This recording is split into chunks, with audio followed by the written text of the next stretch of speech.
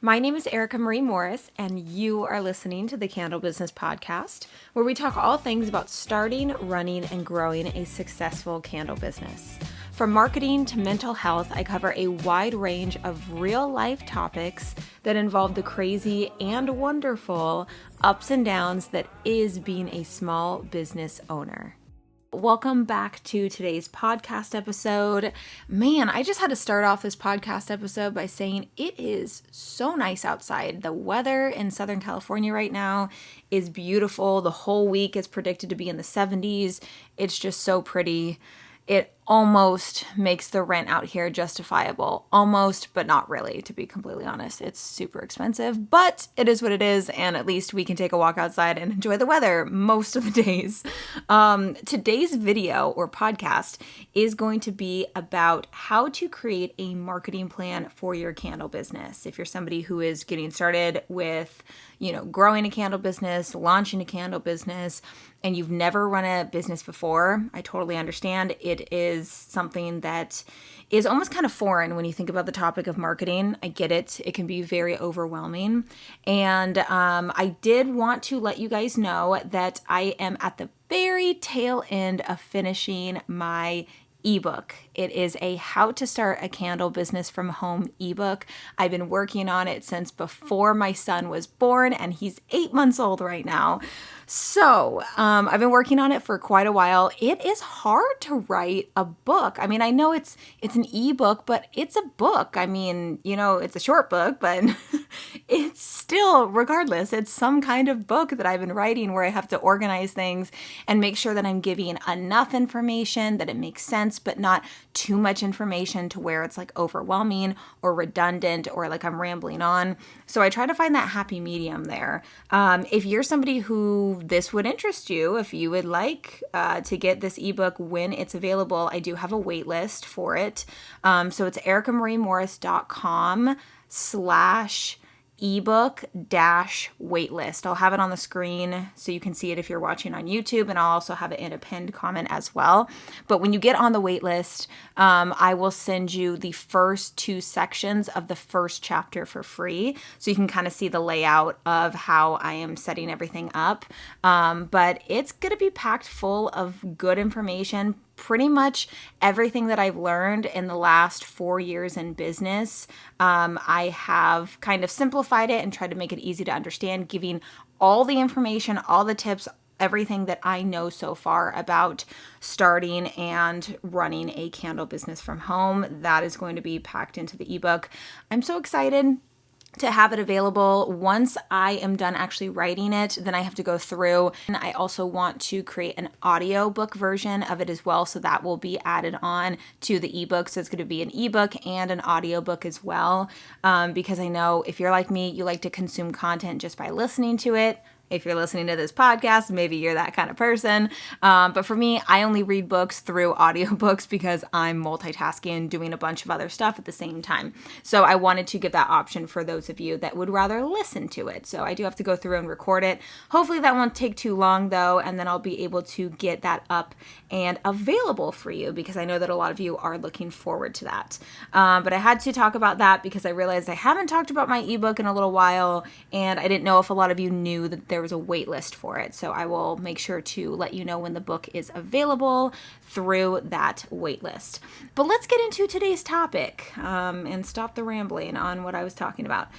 So how to create a marketing plan for your candle business. This is something that I did not do. I didn't do a lot of things when I got started with my business because I just didn't know. If I was starting a business again nowadays, I would do things so differently. Oh my gosh, I would do things way differently. And that's the whole point of the ebook, is really just kind of what I would do differently and giving you an insight from somebody who is 4 years into it of the organization and the things that you can be thinking about as you are getting started with your business that I didn't know going into it. And that's okay. I lived, I learned, and I'm still learning all the time. But I wanted to go over how to create a marketing plan that might not be the most official way of doing it, but it makes the most sense to me. And that's how I decided to write this, because I'm actually on the marketing section of the ebook right now. This is going to be the very last chapter, and it is a full chapter all on marketing, broken up into 3 different sections. So that's what I've been writing about over the past few days. So it's kind of on my mind of marketing. And I know that marketing is a struggle for a lot of small business owners. So I broke it down into 3 different steps on writing a marketing plan for your candle business. So marketing plan, this is just basically how are you going to get sales and what are you going to do to get those sales? That is the most simplified way of describing it, because you can create your product, you can make a website, you can make an Instagram, and you can post pictures of your product, whatever it is. But you need to be able to know what you are going to be focused on that's going to get those sales for you. And we're going to get very specific in today's episode. So let's go through the 3 steps on how to create a marketing plan for your candle business. Step 1 is set business goals, both short-term and long-term. So if you're just getting started, I really advise you to have a goal in mind, and having both short-term and long-term goals is going to basically give you a path to go down. So if you think about your business and marketing as like an open field, and you're like, wow, I do not know what to do. I could make a road right here. I could build this right. Like, there's so many options. But if you pave one path, it leads you to whatever destination you're going to. So the way that I think about this is that if you're setting your goals, that's going to let you know what your marketing strategy should be. Because if you're thinking to yourself, well, okay, marketing plan, where do I market? Do I post? Do I do email marketing? Do I, do paid ads? I don't know what I'm doing. I'm just kind of trying out a couple different things and I don't really know what's working. And if you set goals, you'll have a better idea of what you're actually going to need to do in order to reach those goals and in order to actually make sales. So with this, it kind of gives you also an idea to go over how quote unquote big do you want to be? How successful? How far do you want to take your candle business? Because you can think about goals, again, in the short term and the long term. And I recommend having both, setting both, even if it's just one on both sides, just so you're not overwhelming yourself. Because again, the whole process of starting and growing a business is quite overwhelming.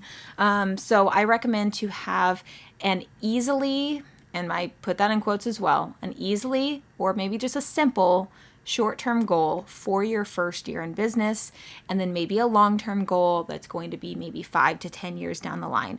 And that will give you insight on, hey, if my goal in 10 years is to open up a brick and mortar store, that is letting yourself know, okay, I'm needing to make, $2, $3 plus $100, $200 to $300,000 or more a year in my candle business. And that completely changes it from, you want to be able to have vacation money.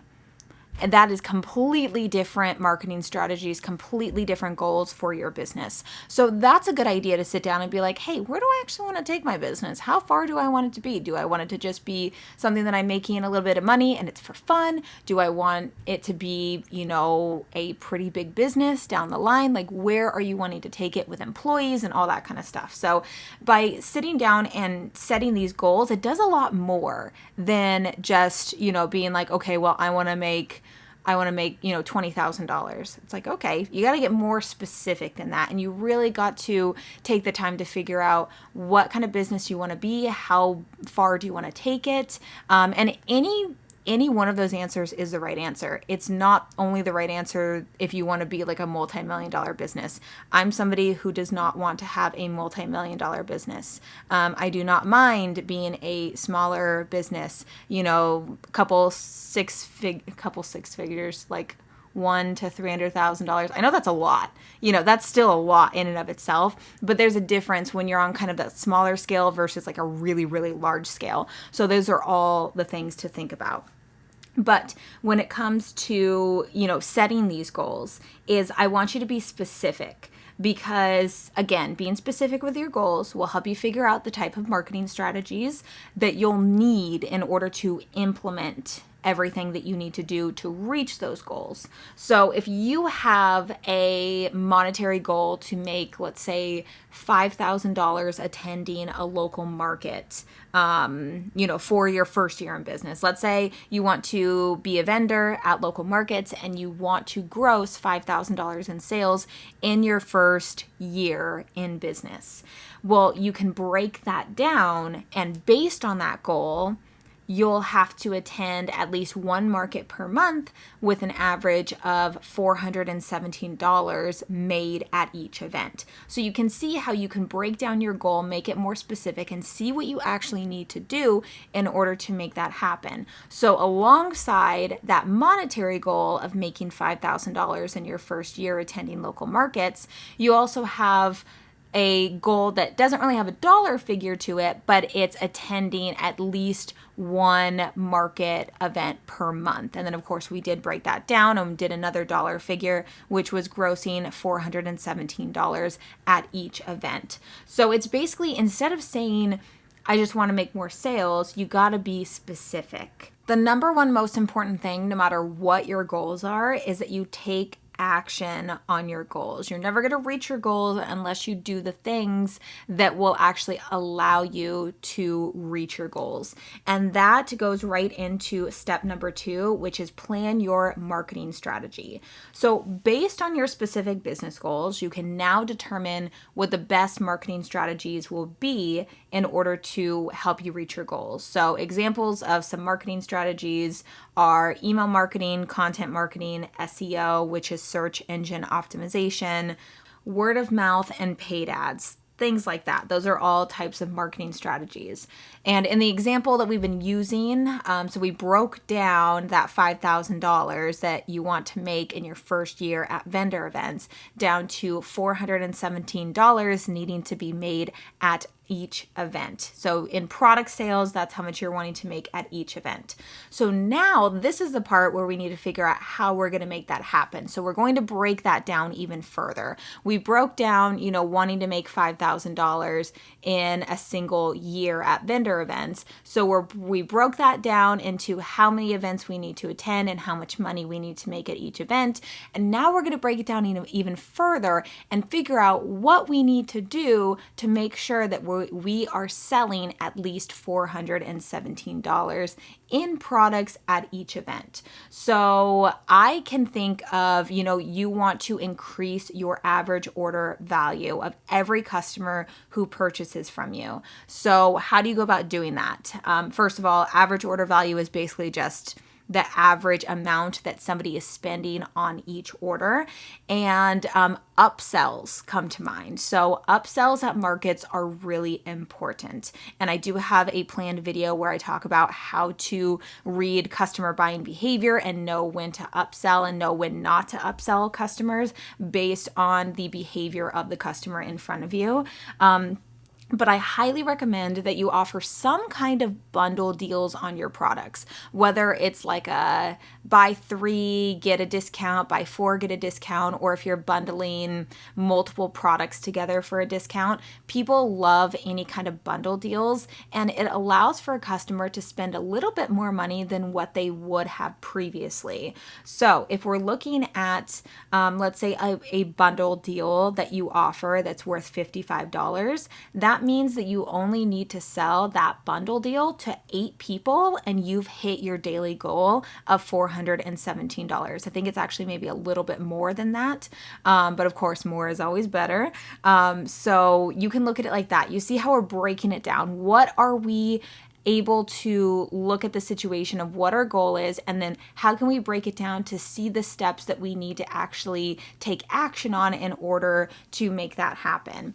And something else to consider when you're at a vendor event is you want to reduce any friction that can interfere with a customer completing a transaction. So that means that you want to make it as easy as possible for customers to make a purchase. So I recommend to accept all cards, Apple Pay, PayPal, Venmo, cash, of course.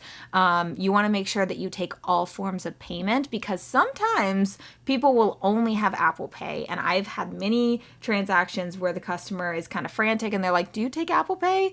And we do. So we were able to take the payment and there was no issues. So you want to make sure that you take the time to learn what kind of payment methods you need. I use the Shopify payment, so it's connected to our Shopify store, and it is their card reader. And I did pay money for it. I can't remember exactly how much it was, maybe $50 or something, but it takes Apple Pay, all cards, all that kind of stuff. So we've never had any issues. And then I also have a Venmo account set up as well. And I could take PayPal if that is also something that somebody is needing to do as well. So I take all payment methods. You can also take a lot of footage from the events that you attend. So let's say it's your first couple events. You can document your event, create some footage, some reels, TikToks, whatever it is, and you can post it on social media with relevant hashtags in your local community. You can also put the city in with the location of your reel or your photo or whatever it is that you're posting. I recommend doing reels because those can be kind of do better in the algorithm than just the photo posts. But maybe you could do something fun to try to get people to come to the event, like mention this post and get 10 or 15 or $20 off of your purchase at our booth, whatever it is that you want to offer. Maybe make it something that is maybe more irresistible to get people to come to the booth. And you can kind of see how this expands. You can see how you can take your short-term goal and you can expand on it. And from that goal, you're able to actually go through and figure out what exactly you need to do in order to meet that goal. And it kind of makes creating a marketing plan and thinking about marketing strategies a little bit more narrowed in, because you're focused on that one goal instead of just thinking to yourself like, I just want to sell candles. I don't know. I'm posting, I'm making reels, I'm, trying to get emails, I'm trying to figure out Facebook ads, I'm trying to do all these different things. But if your goal is just, I want to sell candles, then you are going to be running in circles and not knowing where to go and what direction. It's going to be like either an open field with no roads or an open field with 1,000 roads, and you're not going to know which one to go down. So with this, it's really just taking your goal, preferably your short-term goal. And if you have a long-term goal, then that can be something that you can work on, as time goes on and really, focus on the things that you need to do to reach that long-term goal. Like let's say opening a brick and mortar store, which is a very large goal, but something that you'd have to focus on. And I don't even know how to open up a brick and mortar, but I would definitely take the time, a few years to figure out what I needed to do to make sure that it's successful and to make sure that I know what I'm doing with that. But definitely with a short-term goal, that will help give you a better idea of what you need to actually be doing to reach that goal. So you can see we took that main goal of making $5,000 a month at local markets, and then we broke it down. So now you're not thinking to yourself, how am I going to do that? You know how you're going to do that. You've made a plan. You know what you need to be doing in order to reach that goal. And then now we are going into step 3, and this is know how you're going to measure the success of your efforts.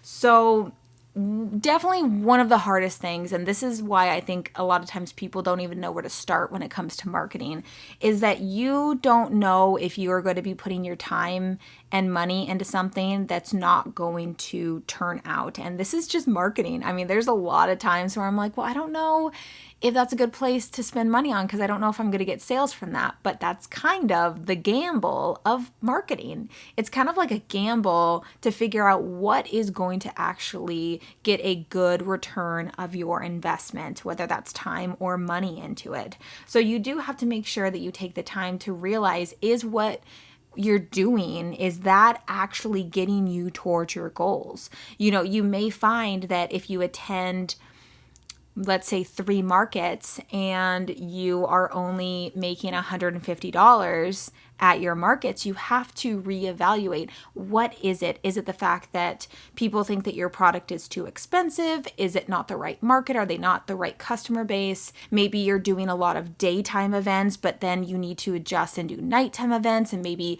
the kind of crowd that would attend a nighttime vendor event are more of the kind of people that would want to purchase your products.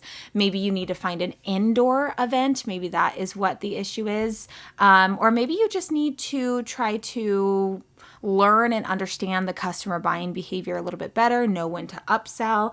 And obviously, this is all going to take some time. It doesn't mean that you're failing if you have a goal to make over 400 at an event and you're only making 150. A lot of it is just trial and error and just seeing what you need to do. But this is the part of your marketing plan where you do need to pay attention to how it's actually going. How are you doing with what your goal is? What is your goal? And what do you need to be doing in order to attain that goal? And you do need to take the time to know if your marketing efforts are actually working. So that is pretty much the final part of the marketing plan. So we have setting your business goals, both short-term and long-term. And based on those goals, you're able to break it down and plan your marketing strategy, because you're able to kind of work backwards and then see what you need to be doing in order to reach those goals and the actionable steps that you need to be taking. Because right now you're basically writing an action plan for yourself. You're saying, hey, okay, instead of sitting around waiting for sales, I'm going to create a specific goal. And then from that goal, I'm going to realize what kind of marketing strategies I need to implement so I can focus just on that. Instead of focusing on, okay, I need to be posting, a reel every day and I need to be doing, sending out marketing emails every single week, whatever it is. Like, if you have goals that are aligned with those kind of marketing strategies, then yes, you do need to be focused on that. But if that's not a goal in this current moment, then I would hold off on just trying to jump around to a bunch of different strategies until you feel so overwhelmed that it can feel like you're doing so much in order to get sales, but really you're just kind of like, you don't know where you're going and you don't know what your goals are. So it's hard to even measure what your marketing efforts are doing because you can feel so all over the place with everything. And trust me, I've been there. I get it. I'm sure a lot of you have. Let me know in the comment section below if you have felt the same way.